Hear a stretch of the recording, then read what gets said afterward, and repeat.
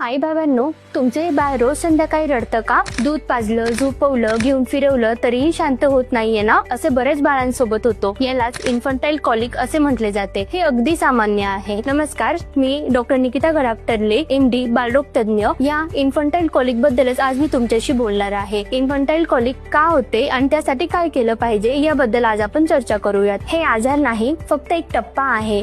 बाळाचे शरीर, पोट, भावना या नवीन जगाशी जुळवून घेण्याचा प्रयत्न करत असतात. हे साधारण 2 ते 3 आठवड्यापासून सुरू होते व 3 ते 4 महिन्यापर्यंत आपोआपच ठीक होते. यासाठी काय करावे तर बाळाला जवळ घ्यावे. तुमचा उबदार स्पर्श बाळाला शांत करतो. यासाठी पूर्वीच्या काळी तुम्हाला माहितच असेल की एरंड तेल किंवा हिंग हे बाळाच्या बेंबीभोवती फिरवण्याची पद्धत होती. तर यासाठीच आज आधुनिकरित्या एक टमी रोल-ऑन म्हणून उपलब्ध आहे. टमी रोल-ऑन जर आपण हलक्या हाताने बाळाच्या बेंबीभोवती फिरवले तरीही या इन्फंटाईल कॉलिक पासून त्याला आराम मिळतो. बाळ खूप रडत असल्यास तुम्ही पॅनिक होऊ नका. तुम्ही शांत राहा. रूम मधील लाईट्स डिम करा, आवाज शांत करा. तर हे बाळ खूप रडल्यास त्वरित डॉक्टरांचा सल्ला घ्या व त्यानुसार गोष्टी करा.